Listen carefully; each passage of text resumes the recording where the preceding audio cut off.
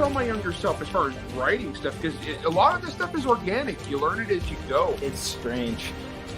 It's nothing I ever expected. I want to tell my stories by eliciting emotion in my audience. So it's an organic process. They sort of layer on top of each other. Each one makes the next layer more obvious to me. This whole thing could not have gone any smoother. I usually say squat only in groups of 3. I like to batch them, like squat, squat, squat. Look, guys, this one's not going to be like normal. It's just not. Welcome to the Writer's Journey.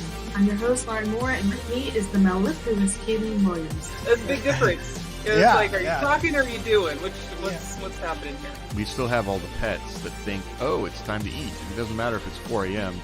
My name is Walt, and this is Coffee and Concepts on Keystroke Medium.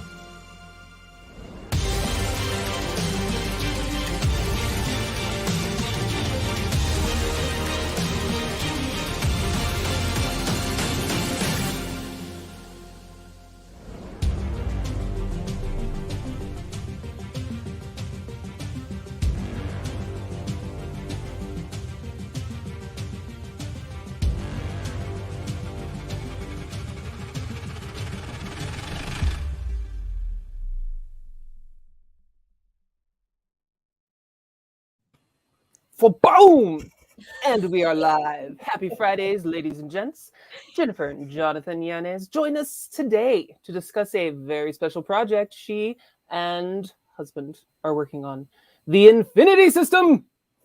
An indie-crafted, wait for it, space western TV series adventure.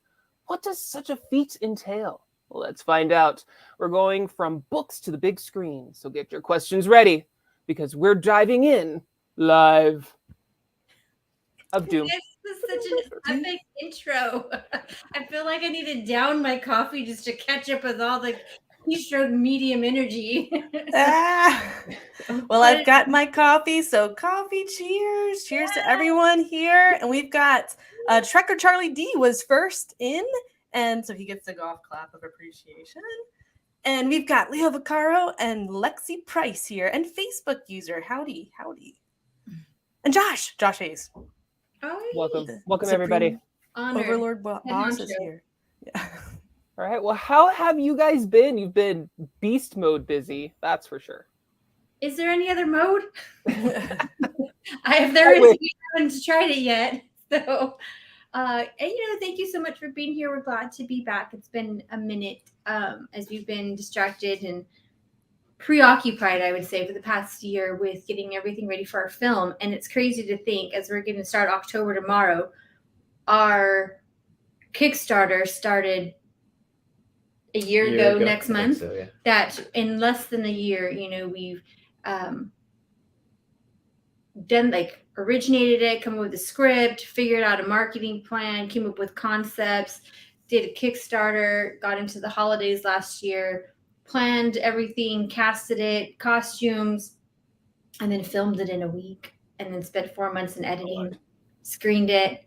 And here we are. By the time, our 1 year of launching the Kickstarter, we'll be at a film festival in Utah. So a lot could happen in 12 months. So how are you? Whoa. Well, reeling from that timeline, there's that. Yeah, let's just start with this week. How's your week been? Lauren? Oh, week's been good. I'm editing an exciting book for Wargate right now. It's a 3-book series, and it's beautifully written. We've got an alien invasion, and I just finished book 1, and it left on a really great cliffhanger. And I'm like, yes, I love my job. I've got book 2 right here, and I'm already jumping in and enjoying every minute of it. So there's that. And also, I took up Hank Gardner's challenge to write a book in 60 days. So I've got the sword of Damocles hanging above my head. All of the internet will be watching us. Not all the internet, but it's going to be up there on the internet to watch us as we check in each week to see how our progress is going. So I've got to make progress, right? It's for the people. I've got to make this progress. So that's what I'll be doing for the next 60 days starting tomorrow. Oh, wow. Kalene? I've been doing a lot of the same old same, lots of editing. for Athon, and a couple of my own personal clients are. One of them actually got picked up by Athon, so I'm really excited for him. He got signed for a 3-book. And yeah, daughter's in middle school, and they have the dumbest rule ever, and I'm going to make it known because I also think it's the dumbest rule ever. They're not allowed to carry backpacks. What? Why? Yeah. So none of the teachers want them to have spiral bound notebooks that go into binders. So they just have to carry this load of everything around, like, Neanderthals. So I got her like those leather straps around their books, looks like a belt, and they like hang it over their back. You remember? Yeah, those, basically that's what they get to do. So I dug out a laptop bag and told her, put all your stuff in there, because that is not a backpack. And so far no one's said anything. So, and I would have fought for it. So it's just so interesting, the rules that people come up with, their intent, while probably good and safety oriented, at the same time, where's the better solution in that, right? So you're creative. Yeah, when she came home, literally bawling, like panicked, because she keeps spilling her giant binder of doom everywhere, because it's just a binder with like an open pocket, and lost one of her notebooks because it can't go in the binder. I was like, yeah, no, we're not doing this anymore. Here's a computer bag, not a backpack. So my goodness. Anyway, that's been my week, editing and solving middle school problems. Right. It's like you're in a middle grade novel, right? Character plot twist challenge. How do you find a creative solution to this? Yeah, work within the bounds of the rules given you. Right. I'm teaching her how to be a rebel. I love it. Yes. We homeschool, so we're all rebel here. There you go. Homeschool, and you guys are both power moms, and I love that you guys are a power couple, the Yanezes. You are, you're writing together, you're publishing together, and now you are creating a TV series together. And you said you've done all of this in the past year. Where did you guys come up with the idea to go from book publishing to actually making a TV series, like going for it? Go ahead, that was you. Right. And to be fair, too, to clarify, so Jen's right, last October is kind of like when the Kickstarter went live.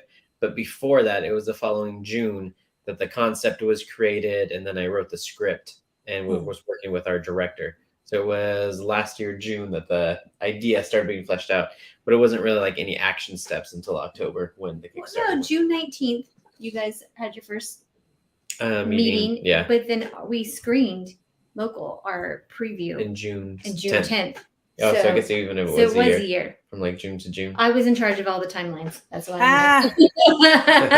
I know this one. This one I know. Well, I think going from book to film, it's always been, there's a lot to that question. So first of all, I always have seen different readers asking their authors who they enjoy reading their books, ask them like, oh, this would make a great Netflix series, or, oh, this would make a great Amazon series. And all the time. Yeah, all the time, right? And then the author either says, well, one day, and they kind of laugh it off, ha ha ha, or lightning strikes, or maybe if I get lucky, or something like that. And in all their answers, there's never any hope. There's never any plan. It's all like, maybe one day, who knows? It's like, how do you even get into that, though? Right. Yeah. Yeah. I mean, the same thing with books, though. Like when I started writing books, I had no idea. I didn't major in publishing or anything like that. And I had no idea what I was doing. It's the same thing. So a lot of this conversation we can correlate, since we know books and how they're published, to film. It's the exact same thing, except film is way more expensive. But it's the exact same thing. Got a larger dollar sign there. When you write a book, like, where does the idea come from, right? It comes from like the nether. You have the idea, and then you from your nethers. From the nether. Other nether. Idea, and then you have to write it down, right? Same thing with the book. And then with the book, if you are going to publish it yourself, you need some money, maybe not a lot, but maybe some funds for a little bit of, getting the book cover or editing or advertising, whatever it may be. With the film, you need way more money, right, to be able to film the project. And that's where Kickstarter came in. And then editing, you have to edit after you shoot the film. You have to edit it, just like after you write a novel, you have to edit it. And then you go ahead and then there's the distribution plan. How you plan on getting it out there for books? How do you plan on marketing it? And then you've written a whole bunch of different book series. So how did you pick one, like settle on one for a TV series and think like, okay, so this is the one that I'm going to target to an audience, and this is the one that'll pay off. How did you think through all of that and choose one story idea? So what's crazy about this, and it'll tie into what's going on now, is this story, Infinity System, doesn't exist as a novel. Huh. This is so Jen and I have been trying to get into the film world, just making connections, figuring out how it works for a couple years. And then we met who ended up being our director. His name's Matthew Charles Hall, who's been a great guy to be able to work with. And him and I went out to lunch one day and we're like, what do you want to work on? I don't know. What do you want to work on? And we came up with the idea for Infinity System together. So I went ahead and took the first pass and handed it off to him. And then he went ahead and added his notes. And then Infinity System was born. So Matt has film experience. He, studied film history in college. He's done student films, and then beyond that, he's done a few documentaries and a fiction piece. That was the fiction piece was picked up by Lionsgate a number of years ago. And I think he went to Iraq a couple times. For his documentaries. Yeah. He's been to Iraq and Syria. He's done some, different. Like areas. As long as I've been writing, which is like 11 years, he's been making film. So I think maybe even longer, maybe even like 12 years. And then he's done his shorts. Yeah, he's done short films, including he has a short film he did with Star Wars, or like a Star Wars, and he won the award. A fan fiction, but they have awards and recognition for that. Like such a huge enterprise, right? So they're recognizing all of their fans that are, especially those that are delivering at a professional level, and he did that, and so. And he went to that big film festival, the Con. Is it Con? Cons? Yes. Yeah, Con Film Festival. So yes, it's not like we just like had to pick somebody at random. Like he knew what he was doing. That helped out a ton. So between Jonathan's background in science fiction, Matt's passion for it, and also his experience with Star Wars, like what mid 30-year-old man doesn't love Star Wars. And also both of them, and I guess all of us share an interest and passion in classic Westerns. And he's a huge fan of John Wayne, who, I don't know if anyone knows, we're in Orange County. Our airport is named after John Wayne. John Wayne, though he wasn't born here, he lived here. So there's a lot of homage to him locally. And then also just like, in a way, writing to market, coming up with content and a story that would be interesting for to sell, I guess, to have picked up there's an audience for it. And, looking at it from a marketing perspective, The Mandalorian, the concept of like the expanding frontier with Expanse, the notion of, human consciousness with Altered Carbon, the gray lines between artificial intelligence and robots and humanity with Westworld. And so if you got some of that stuff and then threw it in a pot and then let Jonathan and Matt mix it up and kind of create their own thing, that's how we got to Infinity System. It's a bit of all that. Oh, and the Matrix. Just throwing a dash of the Matrix just for fun. Because, again, 90s babies or 80s babies. Right. Matrix was key for all of us growing up in our formative years, I think. And maybe a little bit of Firefly love too. I mean, of course, right? Definitely. So that's like conceptually how it came about. So you guys are making contacts and meeting people, and then getting ideas and bouncing ideas off of each other. What was it like writing the script together with someone who you're probably kind of new to working with, and you had to establish that relationship with this person, probably doing it a lot over the internet, over email, going back and forth. What was that like? Yeah, it was really easy because he only lives like 10 minutes away from me. So we'd go over to his house, we'd come over here. And once I have kind of like the outline or the idea of the notes that we had written down, he was really cool about letting me go ahead and just, do what I do best and just write. And then I was able to get the script finished within maybe a day or two, just because a scripts format is much differently written than a books format, right? I was going to ask that transition from novel format to TV screen. Oh, so much easier. So much easier. So like to give you an idea, each page that you write in script format is roughly a minute worth of film time. So if you watch a 90-minute movie, it's roughly 90 pages worth of script. But the script, if you've ever seen the script, it's all columns, right? You don't have to fill up the entire page. You almost feel like you're cheating.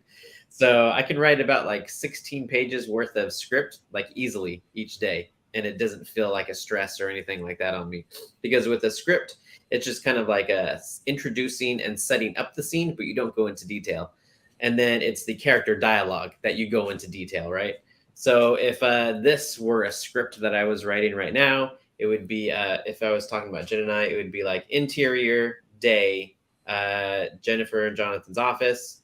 And then it would be, the description would be like Jynafer and Jonathan are sitting in a chair talking on a interview. And that would be the whole setup. And then you would just start the dialogue.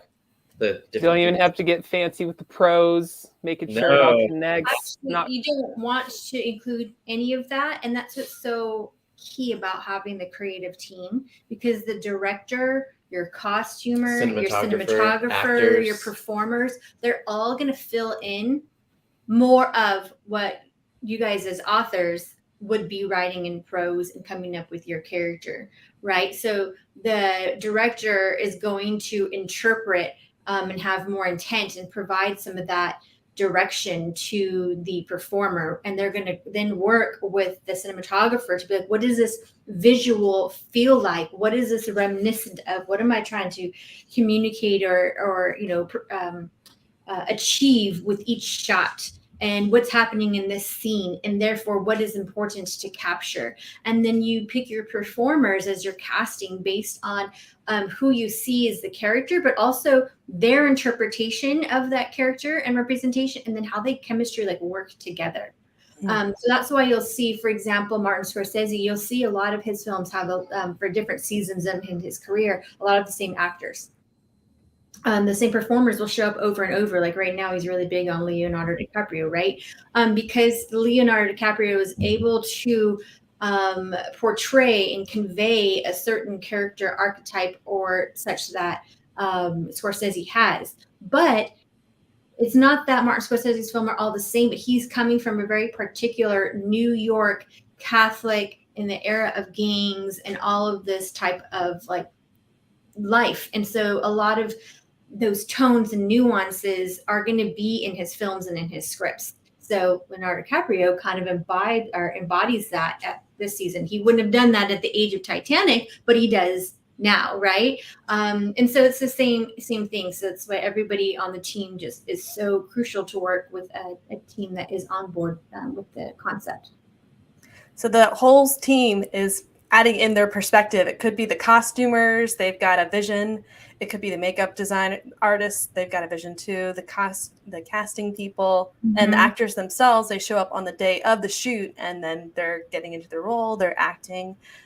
Now, as producer, how do you kind of rein in, I don't know about rein in is the right word, how do you orchestrate all of those different perspectives to make sure you're ending up with something coherent and beautiful and also kind of like with your original vision? Because I can see how it can get off track pretty quickly. Absolutely. And I think orchestrate is such a beautiful way to put it, because, everybody has a space. If not, like, if they didn't have value to that and didn't shine in those roles, like they wouldn't be on that stage, right? They wouldn't be part of that symphony you're creating. And so being able to respect and listen and be willing to let go of bits of your original ideas, because it's filmmaking is such a collaborative process, which is very different for the author, who is like, this is my story. This is my story. These are my characters. This is my vision. And then being able to go from there and like, how does this fit? And a lot of times by just listening and letting something play out, it'll be evident to see that like it doesn't work. And so you don't have to tell someone no, they see it themselves. Like, you know what, this isn't really fitting in with all of this. This feels like an outlier that doesn't belong. And then sometimes it really does enhance the outcome. So, that's a good thing. Like the performer we ended up finding for our role of Deacon, she wasn't, I think, the type that we originally had in mind. We were thinking for someone a little bit older, for that role, but we had an opportunity. We found this just wonderful. She is like popular TikToker and on Instagram, connected to like Marvel and Sony and the whole like superhero universes. She's big in all of that, but her background is actual like performing. She's in New York to act, and she has a military background. So she was able to bring her youthfulness and spunkiness and energy, but also she had this like grounded firmness in, in her experience. And she just really changed this character and brought this character. It made it so much more dynamic because she became quite different from the other characters. And there was just like really good, intense energy and everything. I don't know. I just ended up really enjoying having her. And I don't think any of us would have said like, oh, this is the type of person we're looking for this role. Yeah, she was like playful, and also she'd kill you. Yes. Yeah. That's like her character. It's like dangerous, right? Yeah. Because you didn't know what you're going to get. And that just, made the film that much more, that made it better.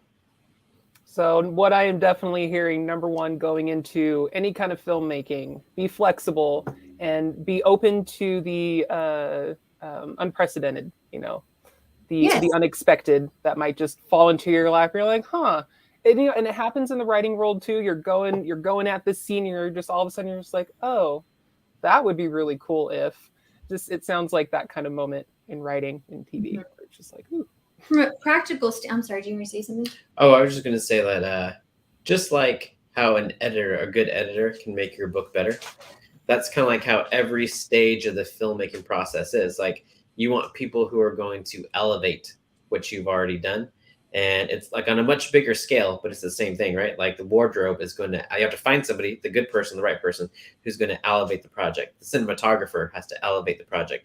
The score, who's doing the music, elevate the project. So in that way, it's the same way as just like when you're writing a book, a good editor can help make it better.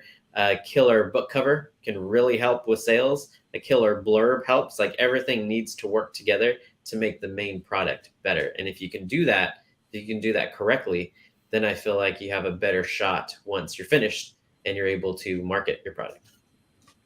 So assemble that good team and then kind of step back a little bit, like let them have that part, that piece, and shine. Yeah, for sure. It's easy for me to brag about Infinity System because like I feel like it was very little me at this point. Like I feel like it was maybe like a 1% me because there was like, I forget how many people we had on set, like 60 people on set. And then after it was all done in editing, then there's like at least 10 more people who touched it in the editing phase, from like special effects to the sound to sound design. So it's like the sound of the blasters going off and stuff like that. That's different. And then there's the colorist who shades it and colors everything. There's the editor who's huge, right? She like brings the vision to life. She goes through everything that we filmed and cuts it and puts piece by piece how the story is told. So there's so many people. So if we had 60 people on set, and then after the editing process, there's probably between like 70 to 80 people who worked on this project. So that's why it's easy for me to say like, oh, it's so good. Because I feel like I just wrote down a few words and it was like 99% everybody else. Wow. Just went to the presses. Yeah. Yeah, So, like from a practical standpoint, one of the ways that it comes together is you have storyboarding. So you take the script and then you kind of map it out like, this is what's happening, what it looks and feels like, and here's a sample from this film, and here's like the coloring, and then all of that. You kind of go through that with your creative team, and then the cinematographer looks and it's like, oh, you know what? I get what you're saying here. Like, what if we added this, or I'm going to get this kind of a lens, this kind of a camera. I'm going to use this angle. I'm going to bring in this special camera person for this day. Or the special lens. Or the special lens, or the special way he's using the lens, the techniques that they use for each of those scenes to convey the feeling. Is it big? Is it intimate? Is it like wide spanning? Is this showing a world? We use drones. We use helicopters. We used tracks where the cameras would slide across. And so it was a lot of fun. It was a lot of fun for me. I enjoy all of that. So, yeah. All right. So I really want to hear more about that, going from script to storyboarding to assembling your team and making that all a reality. But first, we're going to take a little break and spotlight, Jonathan, one of your books. I looked you up on Amazon. I was like, wow, he's got a series that's releasing right now, and it just started in September, and you've got 2 more books coming out in rapid release this fall. Yeah, that's right. Thanks for checking them out. Yeah, so we want to hear about book 1. And it is on Legend Rising, Galactic Guardians, Book 1 by Jynafer Yanez. My name is Max Tycho. I will become the most powerful guardian in the universe. This is my story. Max Tycho is a truck driver on the road more days than he's home. Events are about to transpire that will lead this everyday Joe on an adventure of a lifetime. Things like traveling through space, starships, alien monsters, and blasters have all been daydreams until now. The Roki is a fraternity of intergalactic guardians tasked with keeping the balance between the light and the darkness. A call for help from the oldest galaxy in the universe, and the central planet in that galaxy will uncover an ancient secret that could mean the end of the universe as we know it.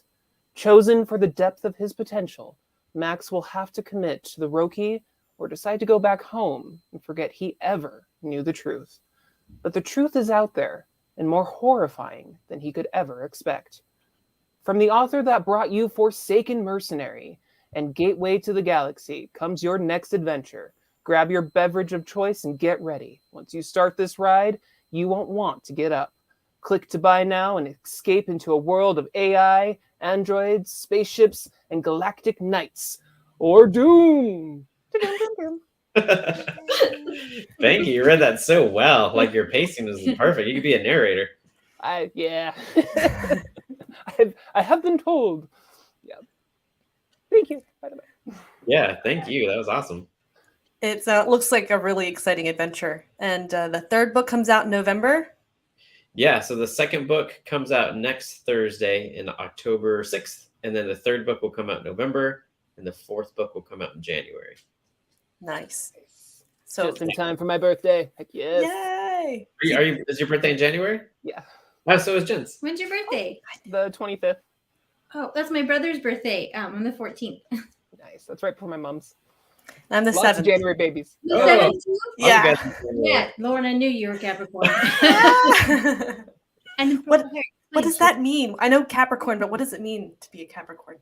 Just like responsible, organized, a little more grounded, a little more, and not always. Yeah. So like the Capricorns are the ones who like are good to have on your team and get it done.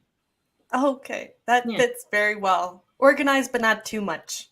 Right. Not well, we super have that organized. creative side, right? Yeah. And my brother, he's a little more fluid and fun and all of that too. Well, we got to be, because we're a water-bearing air sign. Mm-hmm. Right. We're a little crazy. All right, we do have some questions coming in on the chat. First up, Leo Vaccaro wants to know, how do you handle hard idea conflicts between writers? Do you want to, or do you want me to do No, that? I can answer it. Okay. No, there was usually I think it's picking the right writer. So I have co-authored with a handful of people, but I'm always like super selective, right? So I think when you have a relationship with who you're writing with, a good relationship, you can be honest with each other. So if you're like, hey, I really feel strongly that this doesn't work, the other person will understand, like, hey, this person is usually like really understanding and willing to go with the flow. So if they're saying, this one aspect is really important to them, how can we change it? Then you're willing to go with the flow, right? Because that only happens with a good partner. I feel like either that never happens or maybe just like once or twice. So if there's just like one or two points that they're not really feeling, then you can talk it out with them. So I think it's just, picking the right partner from the beginning. And then kind of like, you have maybe like 2 get out of jail free cards. So you can use those cards as long as you only use like 1 or 2 of them. I don't think it's that big of a deal to the other writer to find something else that works. Yeah. So you also kind of want someone who will point out stuff too, that could make it better. Yes. Instead of just like kind of applauding your every idea. And then you kind of wonder, could have been better. You don't know. Yeah, and another important thing too is when you're talking to another writer, you don't have to say like, no, that's a horrible idea. Yeah. You could say like, and how about this? Or what do you think about that? So you can always kind of like add to their idea instead of blatantly just telling them, no, it has to be like this. Yeah, like the yes and kind of method. Yes, and Leo would like to know. Wait, did we just do Leo's? Yeah, We did Trick or D. Yes. Yeah. Charlie wants to know, how much of yourself did you put into your characters? Hey, I Charlie. really like this question because a lot of times in written word, we tend to put a lot of ourselves in our characters sometimes, depending on the character. But going off what you were saying before with, the actors are really putting a lot into the characters. So where's the balance in that for you guys? Yeah, I feel like all the characters I write are either me or somebody that I know. So all the characters in Infinity System are pretty much the same thing. They're either a part of me or somebody that I know really well. So, and then like what Jen was saying, I think the actors have room to make them their own. So like one of the, an example of this is Tory Lawrence, who plays Jake in the film. He had the idea is like, what happens if I carried like a toothpick in my mouth? What do you think about that when I come up? And I'm like, yeah, I mean, that wasn't in the script at all, but I think that fits. That fits the tone, to fit his character as like, the town tough guy. And I think it worked. So I think it all starts with a little bit of me, but then I try to leave room for actors to make it their own. Yeah, one of the great things about Tori, I mean, there's a million great things about Tori. He was just wonderful to work with. And, I hope we get to work together again soon. But he has second degree black belt in Muay Thai. Krav Maga. Krav Maga, that's what it is. And so we actually have a fight scene and we choreographed it. And we had a choreographer, and had some rehearsals. And so he was able to bring his experience to enhance and be like, okay, based on my character, like this is how I would move and this is how I would attack and this is how I would approach this. So we were able to take some of that and you're not directing them and say, deliver the line just like this, right? Just like an audiobook narrator, they're going to interpret the character based on the drama. Like you're not necessarily saying like this should have this very specific accent and this is the word to emphasize. And so as they do that, like they bring that character to life and their cadence and their tone and all of that. And Tori ended up having like my favorite line of the whole film. And so, and it wasn't, like, you just see it in black and white and like mono space type. And you're like, okay, whatever, like words. And those are working. That works. Words, more words. And yeah, so then he like brings it to life and I could hear it still like now, only because during the editing, I think I heard it like 100 times, but yes. yeah. So many of our favorite lines from a TV show or a movie you find out like that the actor made it up on the spot and they kind of stick with you later. So yeah, it's that collaboration. Yeah. Even, I forgot her name again, but the co-writer, Peter Jackson's other half, his partner for the Lord of the Rings trilogy of movies that he did. I want to say it starts with the P, like Piper, I don't remember. Anyway, she took some lines, she had to write it, and not everything was exactly written out, just word for word from Tolkien's original manuscript. But some of the key lines that we remember as viewers were not in the written word. Or they, may have been delivered differently. She kind of phrased him differently. And so I just think, again, how it comes to life on the screen is so different and maybe unplanned. Well, speaking of coming to life, Leo wants to know, do you grieve when the muse kills off one of the characters you never meant to kill? Oh, no. Yeah, I feel like when that happens, like I need to go where the story tells me. So I think readers are more angry than I am. Because I've done it enough times now and it's still sad, but I understand like this process. This is what needs to happen. And I've had readers get like super angry, like leave our group, say they're never coming back, say horrible things.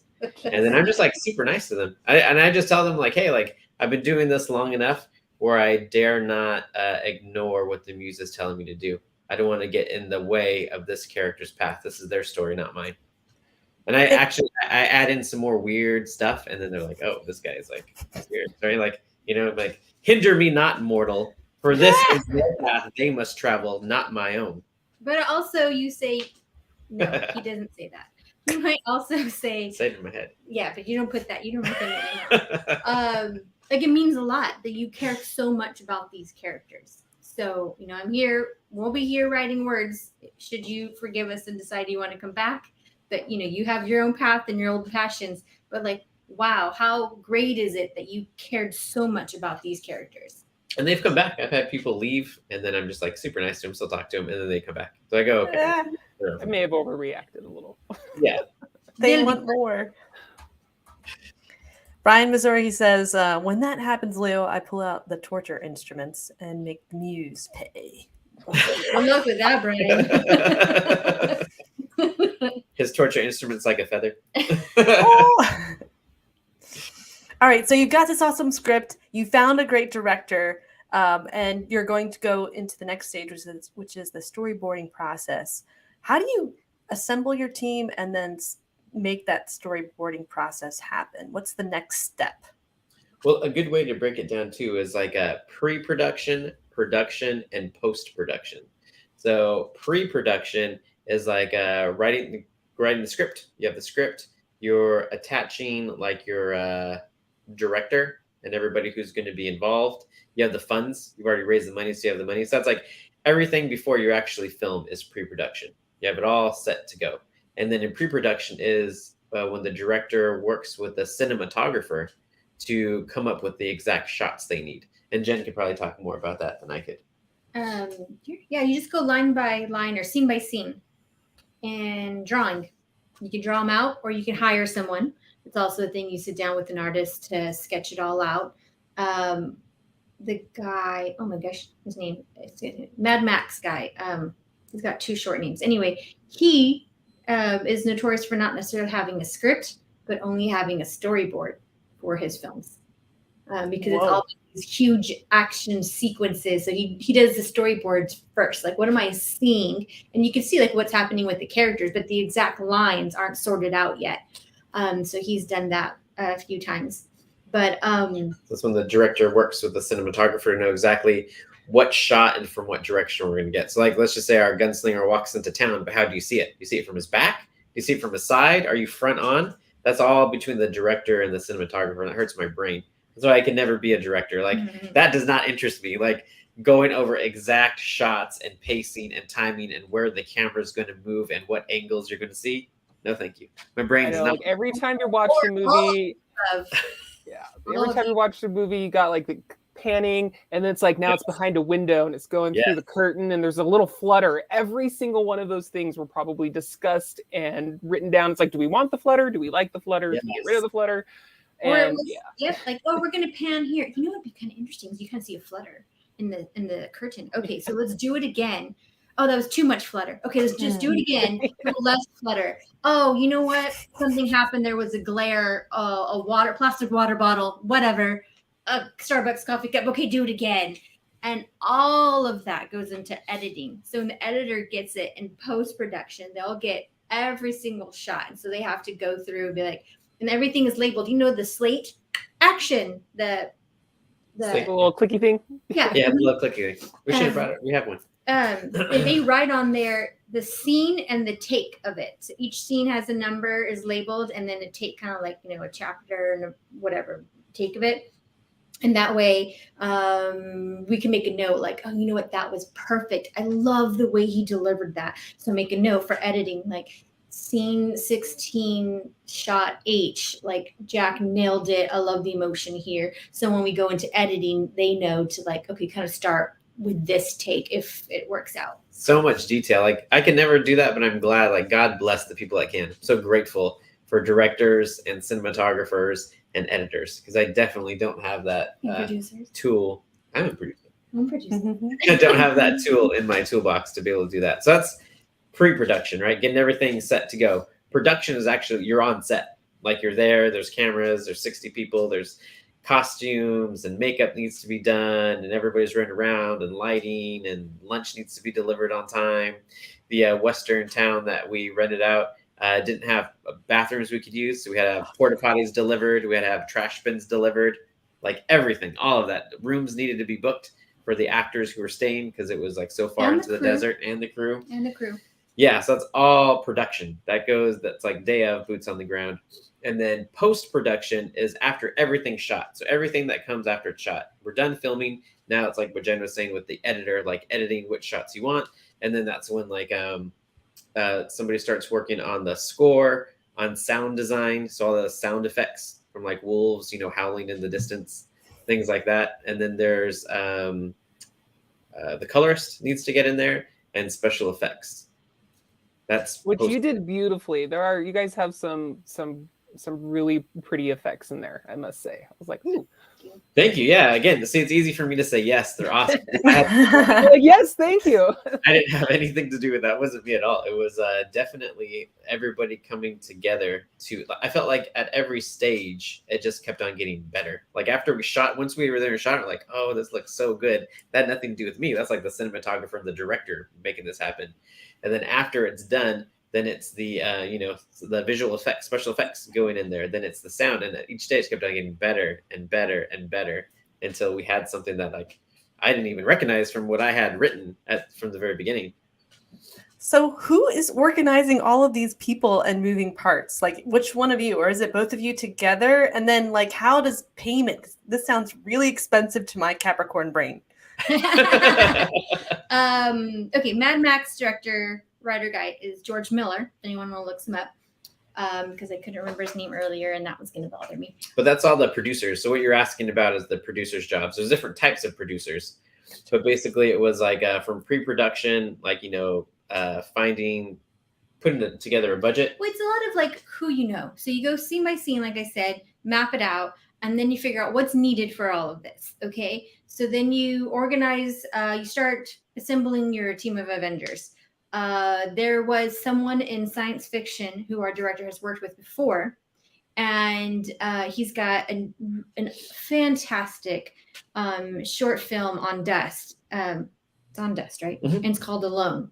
And so we saw his work. He's local. He and Jonathan actually went to college together, even though they didn't know each other in college. Yeah, he's our cinematographer. Yeah, so we met with him, and like that's like your next key piece, right? So then we had the writer, director, the story idea, and then the director knew the cinematographer. So the cinematographer has his group of guys, okay, based on what we're trying, or guys and gals, based on what we're trying to accomplish, who's the best person for those roles.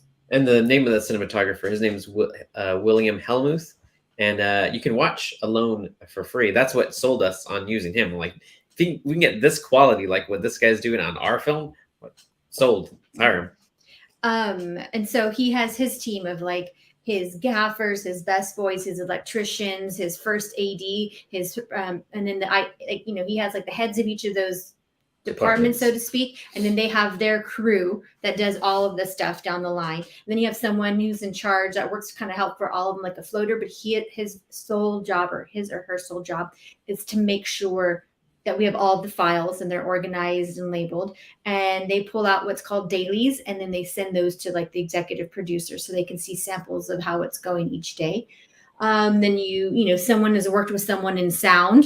And so you're going to like, okay, who's going to be on the boom? Who's going to be doing the editing? Who's going to be managing these files? So it's kind of like a telephone tree of like who knows who in each area. And it's the producers at the top. So I think that was your beginning question, right? Yeah, kind of like who's putting it all together, who's overseeing the budget and doing all that. So it's producers. So it was Jen and I, and then our director, Matt, kind of like took the lead, and we would meet pretty much every week and then divide up like, okay, this week you're going to do X, Y, and Z. You need to do this. You need to do that. Like, I think I was doing porta potties and dumpster work, while Jen was like, working with SAG, because we were a SAG project.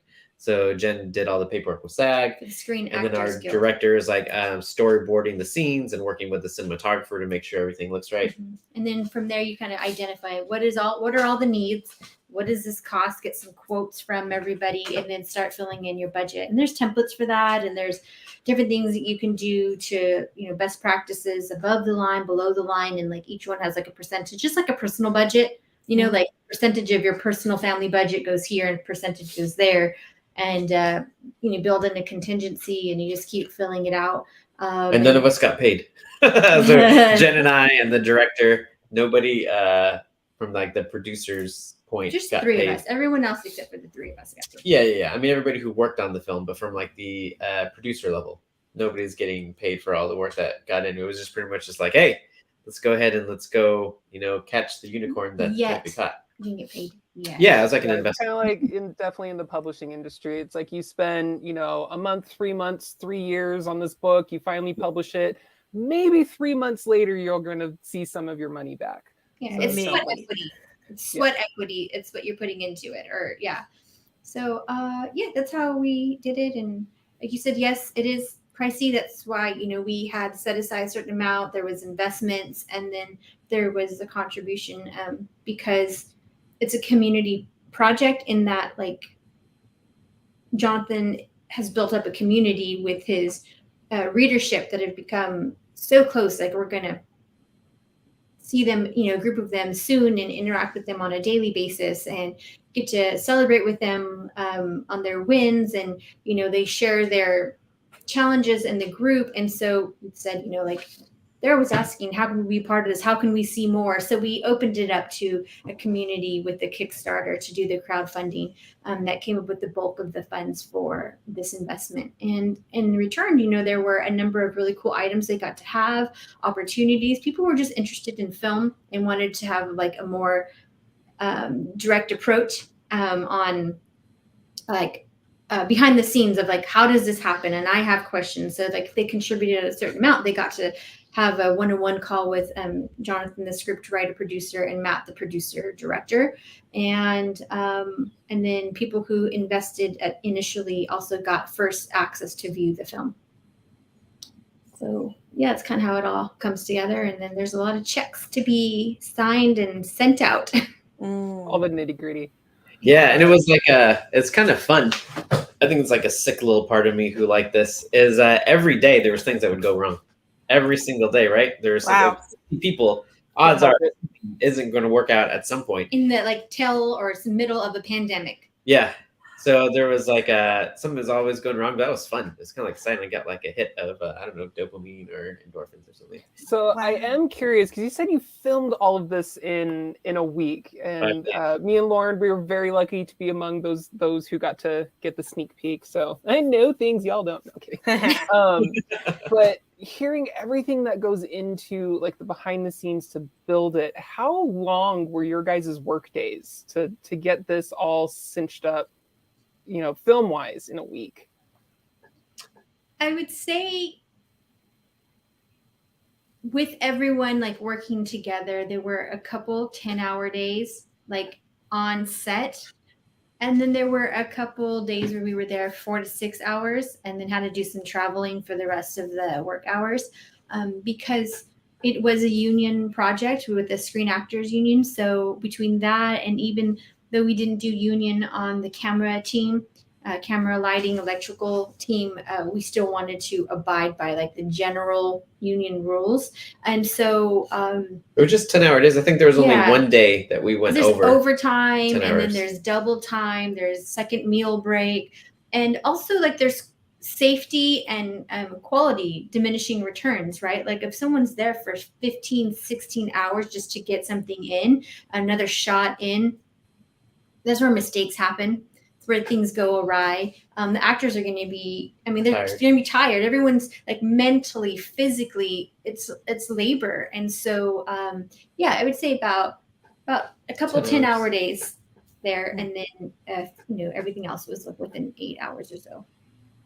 What did you guys learn about how to survive a grueling process like that you think you're going to use in future episodes when you film the next episodes?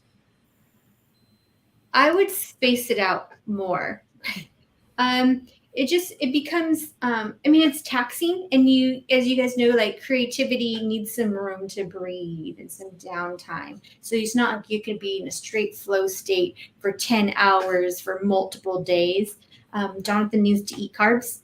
Oh yeah, one day I wasn't eating, not because I wasn't trying not to eat, just like there's so much happening. And I was like, looked at him and I was like, have you eaten? I'm like, you don't look good. He's like, well, I know those feels. This happened, and I ran over here, and we needed this, and I was like, you need to go to the producer's office, sit and have like a burrito or something. I forget what it was. Have a donut. I don't know. Drink this water. Eat that. I don't know. Maybe it was rice, but yeah. I think for you. adding more members onto our team, because I'm glad that we did it this way first, so we could see and understand exactly what went into everything. But for the next phase, the next project that we tackle, I would hire more people. So a good example of that is Jen did all the wardrobe. So all the pieces of clothing that you see, from like Deacon's metal breastplate and her coat, and then to Wayne's like flight suit and his poncho, like Jen did all that sizing, everything. So I was thinking like, hey, maybe next time, maybe we hire somebody to do the wardrobe, and then you can kind of like oversee them or work with them to make sure it's the right feel. And then casting. So we had a casting director. We thought we had a casting director that didn't work out. So we did all the casting. So throw out a number. So when you throw out a casting, it's like, okay, this is kind of like what we're looking for. Apply if you feel like you fit the role. So for our villain, Jake, how many people do you think applied for his role? 20. 1,700. Oh, good lord. Actors applied for one role, and we had 7 speaking roles. 6. So we had to go, and then there was like, 1,500 for this person, 1,300 people applied for this person. So we had to go through every single one to narrow it down to like, I think our top 20. We went from like 1,700 to 20, and then we went from 20 to maybe our top 5, and then we chose from there. But we had to do that every single time. So next time around, it'd be nice to have a casting director where we wouldn't have to do that. I liked it. I did not like it. Think about it. When you see 1,700 people, the first round, you're just basing them solely on looks.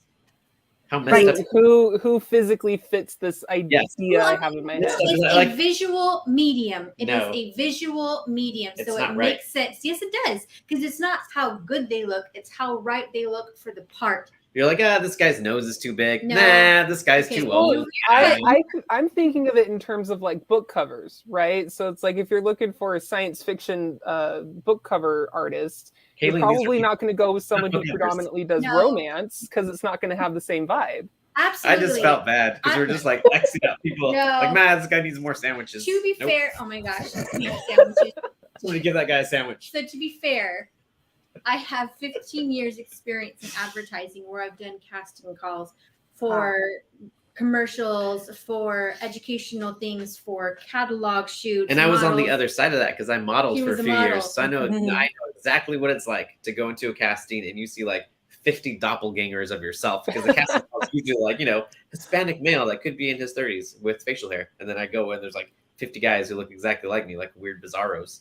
So then I go in and the casting, they're just based solely on looks. And then you go home and they go ahead and do their little check marks and talk about you and then decide you're not. It's a little bit looks and it's so much more than looks. It's not Well, the like, first round. No, the first round. No, Though. I still didn't. I still look at anyone that looked like they could somewhat fit the part, because that's the wonderfully cool thing about performers, actors, models, is they can look so different. We've seen that with all of the favorite actors that we've seen in all the shows and movies and all kinds of stuff that we like, right? So they're like chameleons in some way. And it's not like they need to have a prosthetic to do it. It's just like the attire you put them in, how you style, the color of their hair, and all of that. So if you see an inkling of the build there for the character, like our hero is ex-military, I guess our protagonist, hero is a loose term.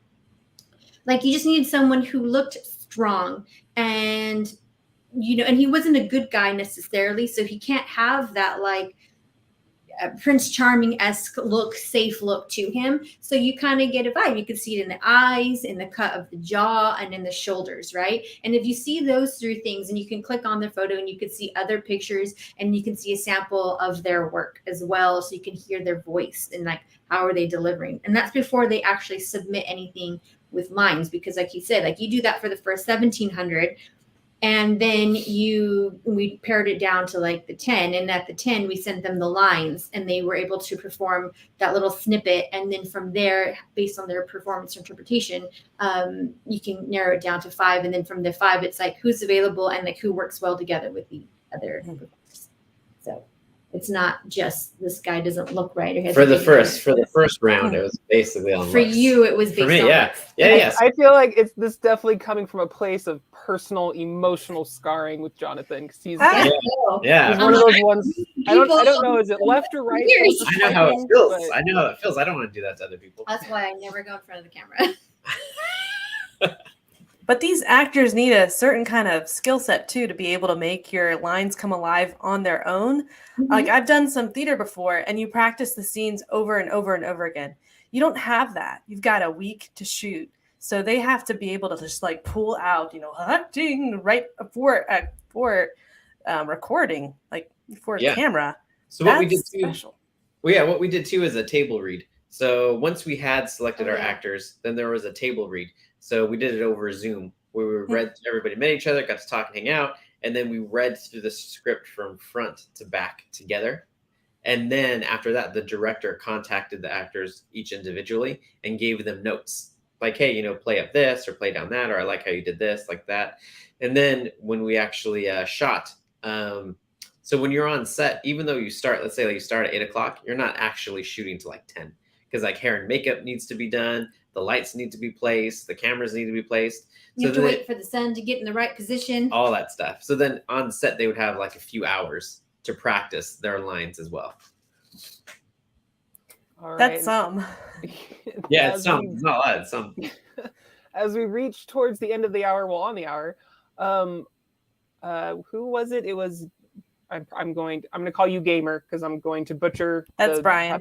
Brian. Okay, Brian. Brian was wondering. He's searching and scouring the intranets, but we know it's not available yet. But what is the overall plan for everyone else to start enjoying Infinity System? And how you guys get paid. That's the other thing I want to know. Me too. No. I'll talk about the YouTube channel where you can at least see some of the trailers and shots so they know what we're talking about. And then did you want to talk about Film Quest? Sure. And then I'll talk about We only have 5 minutes, so go ahead. what we're doing now. Oh, is it a hard stop in 3 minutes? You guys are good. We have time. Okay, so real quick, if you go to Wolfpack Entertainment on YouTube, it's a YouTube channel, Wolfpack Entertainment, or if you type in Infinity System trailer, there's a trailer, like a really short teaser trailer, and then like a full-length trailer you can watch. And we're working on another trailer now as well. So you can go there to at least get an idea and a look of what we did. And then the plan now is to start entering into film festivals. So Jen can talk about that. Mm-hmm. So there are a number of genre film festivals we are looking to apply to, and one of them that we got accepted is like, was it 9 years running? Yeah, Film Quest, 9 years running, and they're sci-fi and horror, and they're in Provo, Utah, and it's called Film Quest. And James Gunn's brother is one of the lead judges who runs that. And so our film is going to premiere there November 3rd at 6:30. And once that's done, then we'll be able to say it's officially premiered. And I think you may be able to watch it on their site, or if you pay a price. I think it was like $10. Yeah, you can see everything that they're going to be screening. And then from there, we've got different meetings. We've had meetings with producers. We so many have a meetings. film agent. Do a film agent. What's really cool about this is like having the pilot now has opened up so many doors and conversations that were closed before. So kind of think about it like if somebody tells you like, oh, I really want to write a book. And you're like, yeah, bro, everybody wants to write a book. That's everybody, you and everybody else, right?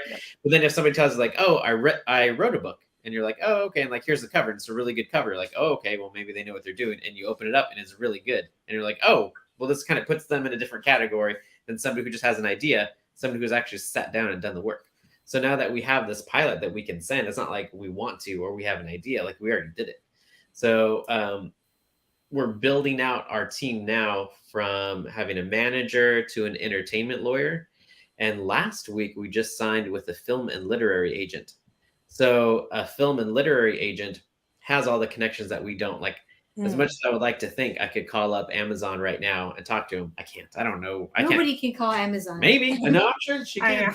She could. Well, I mean, like all of us always like trying to get a hold of Amazon for things, and it's like time or chat. Okay, so like Apple Plus or Netflix. Sure, I can't call up, yeah. Netflix and have them, invest this. So you need a film agent who has those connections, and that's what they do. They pitch to these, like Apple Plus.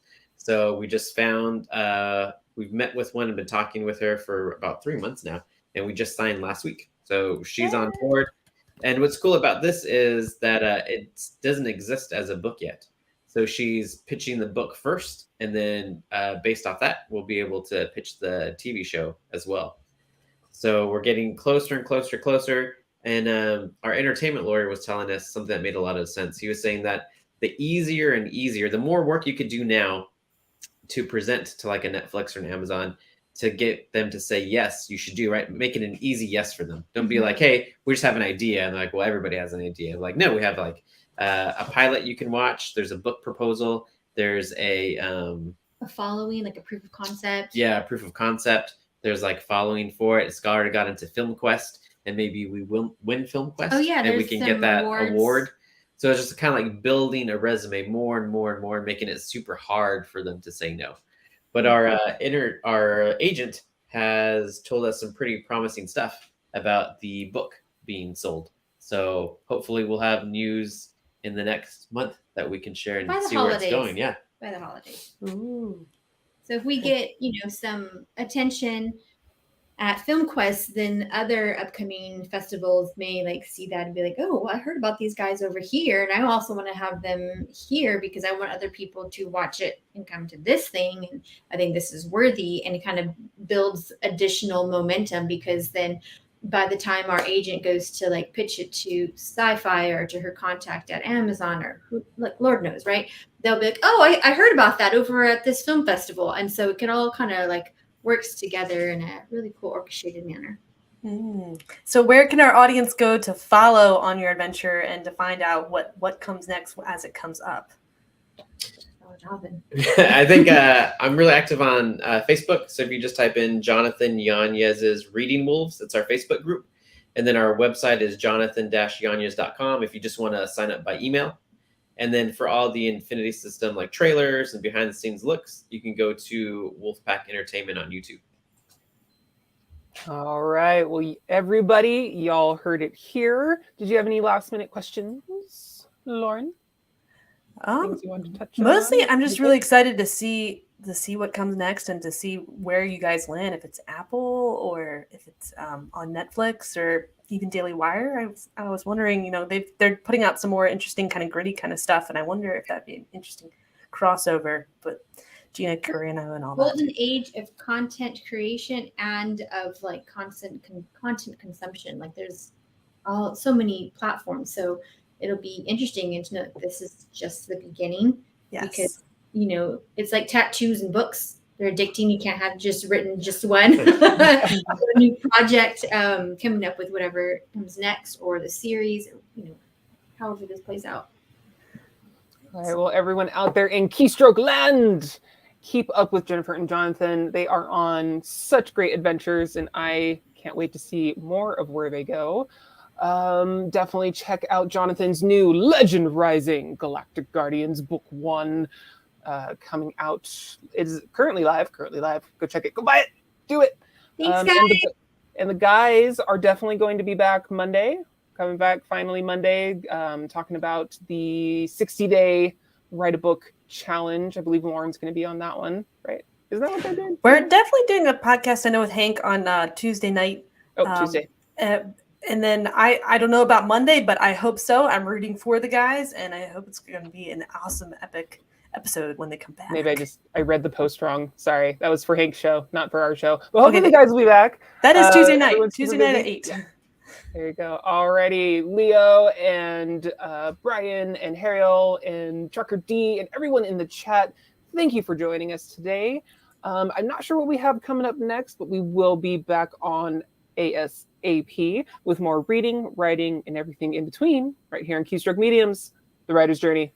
Peace out, you guys. Thank you. Bye.